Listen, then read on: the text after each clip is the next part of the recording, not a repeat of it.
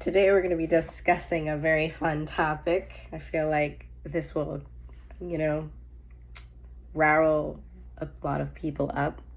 And we are going to be discussing red pill and men going their own way, Mgtow. Ooh, it's a similar thing, the red pills and the Mgtows. And like red pill, waking up to the reality of things and, going our own way and forgetting the standard of societal norms when it comes to relational things. So I wanted to explain a little bit why these movements are demonic. And if for the people that are not religious, just, stick with me here and maybe you can kind of make your own more logical, scientific thesis about what I'm saying.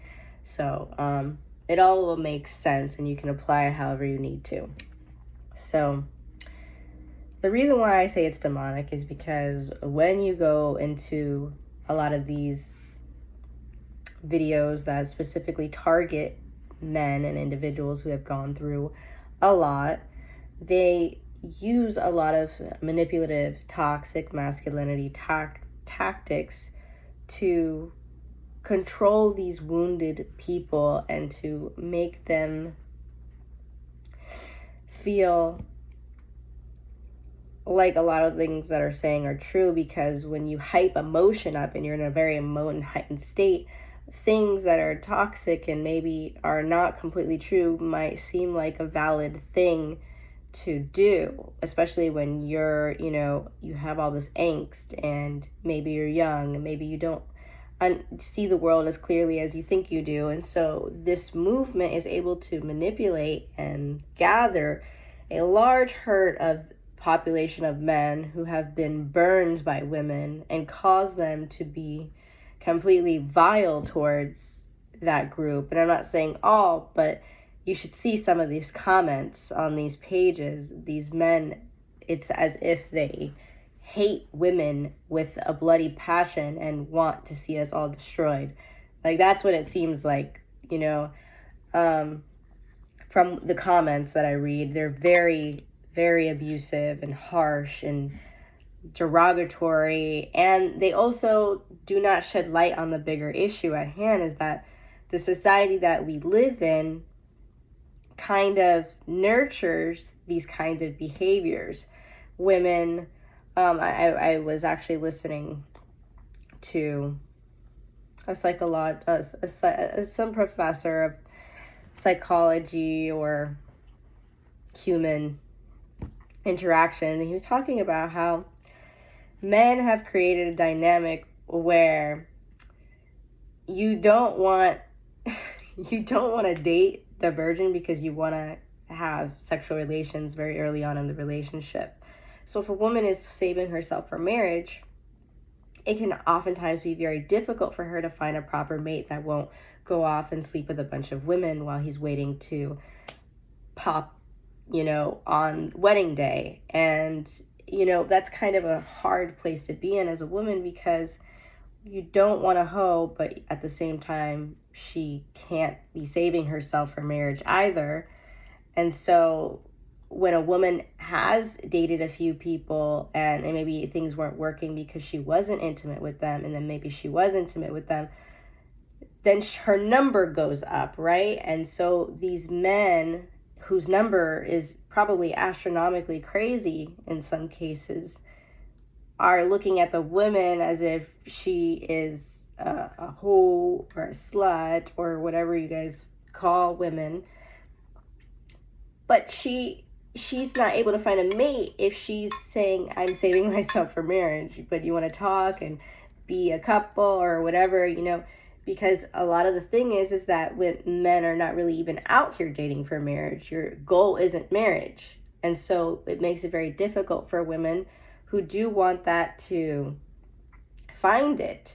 And so then we, get into this thing where, oh, men are horrible and they use us and this and that. We should use them too, right? And so then you get these guys that ended up, they get married to a woman who is only with her because he is rich. And, the kind of culture today breeds that, because people do not date for marriage. And most of the time men are like, oh, how many girls can I pull this weekend, and again, I'm not saying all, but we got to realize the culture is very unhealthy, and it's kind of leaves women in a lose-lose situation.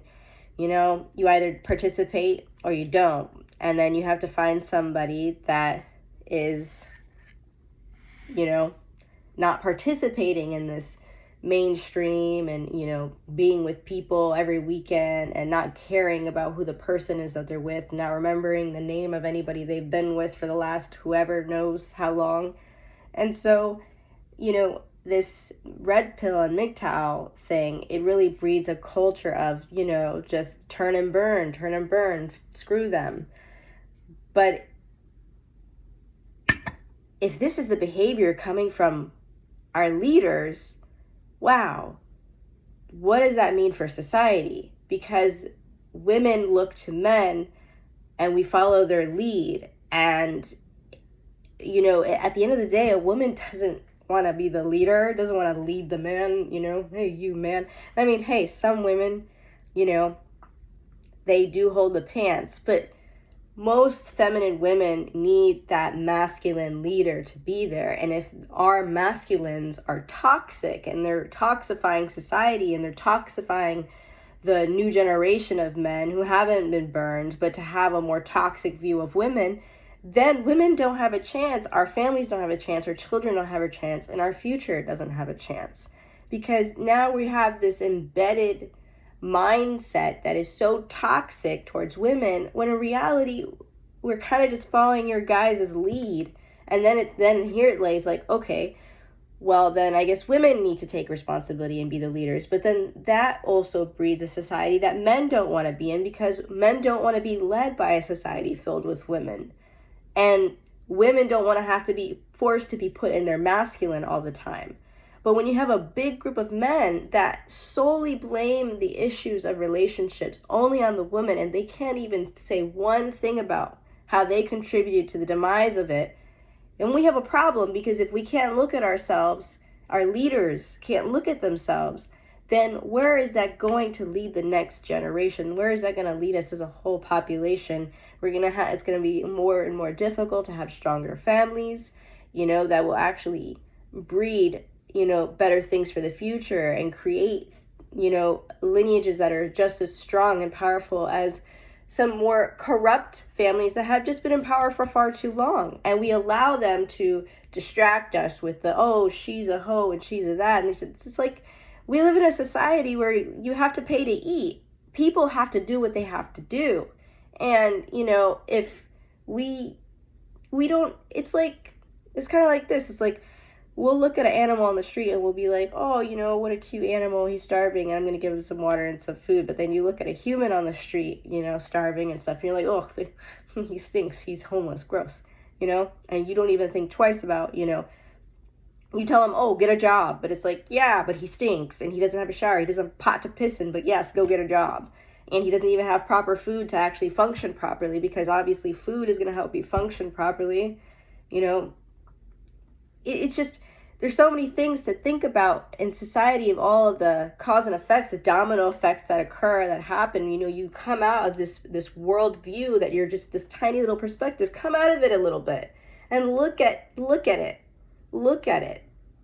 There's so many different lives and perspectives and things going on that you can't even fathom and understand. Sometimes you don't even realize that you're the straw that broke the camel's back, and you're the reason why someone had a fucking mental breakdown somewhere, because you don't realize how the pain that people are going through and dealing with. I see the toxicity that we have for each other. And again, I know some of these red pill and Mgtow people, they are abstinent and things like that. They refrain from relationships completely, and that's a different perspective. So within this movement, there are many perspectives, but the perspectives come from a place of trauma and pain and hurt, and they haven't healed themselves. And the thing is that how can anybody want to be in a relationship with you if you don't even want to be in a relationship with yourself? So that is good in a way where people are learning to be with themselves and to love themselves and to take care of themselves. But at the end of the day, we're not meant to be alone.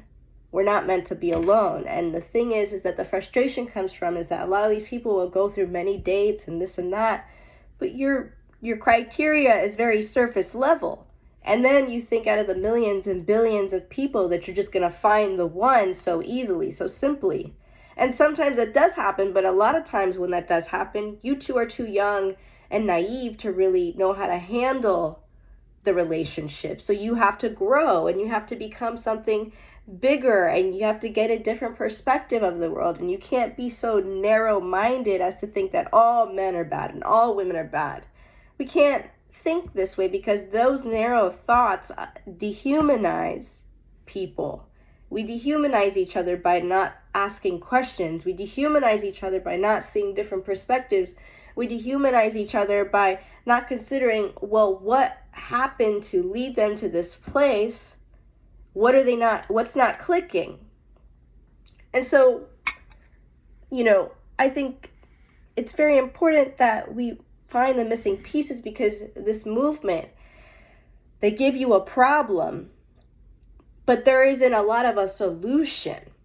And the thing is that it's very important that the divine feminine and masculine are together.